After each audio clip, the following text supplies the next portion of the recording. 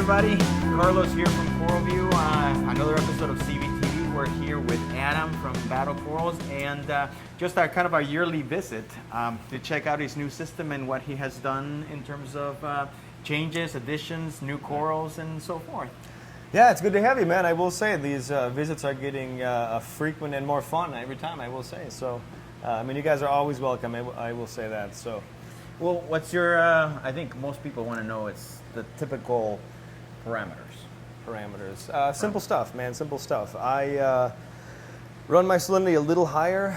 It's kind of been a subject of discussion recently on the forums. My salinity is about 1027 to 1029 even, and I have found that a lot of my stuff has responded better to that. It was kind of a fluke that it even happened, but as it is, I saw no reason to go back to 1025. You know, what started as a fluke kind of turned out to be like a serendipitous discovery as far as that goes. Like coloration was better, and I even think my growth went up a little bit, but alkalinity, pretty stable, like 8, high 8s and low 9s, you know. I mean, I get it, keep it around there. There was a time when I kept it way lower, there was a time when I kept it way higher, and of course, I came back to around 9.5 is about as high as I go now. Temperature, hotter in the summertime. Obviously, get to about 81 is about as high as I like to see. The backup system will see 82. I don't like to see any higher than that even, but again, that's kind of a scrub system. You know, I let things go a little bit more. 78, 76 probably the lowest in the wintertime. What else have we got? Calcium, you know, I don't test calcium much. You know, I know that with my reactor, I'm kind of adding a balanced amount, so if my alkalinity is roughly in the high 9s, I can generally assume that my calcium is balanced, just by means of the reactor doing so, but it's roughly within the 400, probably 420 window. I can say that. And I actually have been topping it off with magnesium pellets. I've got like, there's a some kind of generic magnesium, and I think if anything, to get to the next parameter, magnesium, another one I don't test for much, always used to be low. I think since I've added the pellets, it's been hovering around like maybe the 13s, 12s, 13s. I think alkalinity is probably the most important one. You know, I mean, I've got the fancy machine that I got from CoralVue, and which I do like a lot. I would say, but it takes the heavy lifting out of the testing process. But you're kind of, I mean, I've known you for years, and you're kind of like the old school, where you really kind of, you read your tank. Yeah, I guess there's certainly, once you do it long enough, you know, you kind of, certain corals can be barometers for overall, you know, health and anything that you think might be going wrong. You know, it's pretty easy to see if you've been looking at the same coral for, you know, the last 10 years. If there's something wrong, it's pretty obvious, at least for me. At the end of the day, it's just kind of having a keen sense of what the things should look like, I suppose. So I see that you've pretty much from the last time we were here, you've expanded. Right. Well, I mean, the system was kind of modular in that. I mean, all these tanks were here when you were here.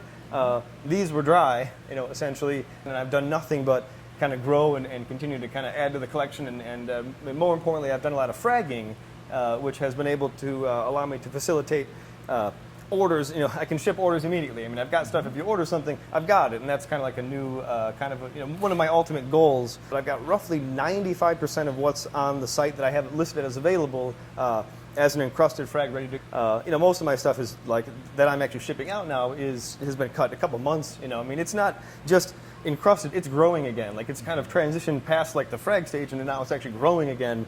Now that I have you here, and you know, oh my God, it's like choosing the favorite child, right? Which one is your favorite coral? And is there a story to it? That's a tough question. You know, I have my favorites, and it's funny because my favorites are often like overlooked on the site, you know, for whatever reason. Maybe it's a bad picture, but if I had to come up with one, you know, even off the top of my head, I think my bleeding tree stag. But there's a story to it. Well, there's definitely a story. This is a coral that I got from an out of business wholesaler, roughly probably back in 2011. It kind of was blah for a long time. It didn't do much. I knew it had potential. It was a big green blob essentially on a rock for years. And after about the 6-year mark, it finally started to grow some branches upward. And I didn't see the red, you'll notice. It didn't have any of that until probably around the 7-year mark. So, you know, I've got a lot of time into this coral. It's been kind of a long-term relationship, we'll say. And it's kind of like, it's a staghorn. I mean, that thing is It's massive. a stag. It's just a big, thick branch, massive thing. Two contrasting colors. We're not talking about a rainbow coral, some kind of tenuous. It's just kind of like maybe the old schoolers' favorite. But another thing, and when people get my battle boxes, which is kind of a thing that has been kind of popular, I'll send frags of pieces like that I like a lot that people generally tend to overlook, and I will often get. Wow, I would have never picked that out, or man, I can't believe you sent that. Like that thing's amazing. I couldn't tell. Just appreciative of things that they would have maybe easily overlooked. I like a good millie. I mean, I've got some really nice hot pink millies. Even just stuff that, nothing really new, nothing really not seen before, but stuff that I personally am kind of drawn to. I like contrasting tips. I like contrasting polyp colors. Stuff like that, and. Things that are just a little bit outside of kind of what you typically see every day, the stuff that I'm kind of drawn to. When I'm like typically looking for pieces to build my own collection, anything that stands out as being a little bit different, even if the color isn't there, I'll usually grab and see what happens. For anybody that, please go to battlecorals.com. The website is almost like an art gallery. Mm-hmm. The corals on the website, they do look like the ones right here. And it is one thing I strive for. I think we touched on that even in the last video. But yeah, I mean, accurate pictures. People don't like when they get things and they don't look like the pictures. I mean, there's exceptions, and some things aren't prime cuts and that sort of thing. But I do my best to represent my corals as best I can. Right. And at the end of the day, that's really important to me.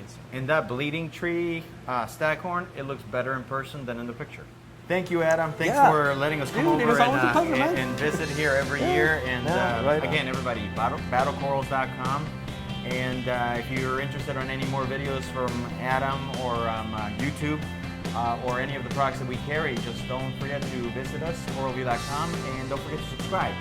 You can reach us at Twitter at CoralVue and reach us on Facebook at facebook.com/CoralVue Aquarium Products. See you next time.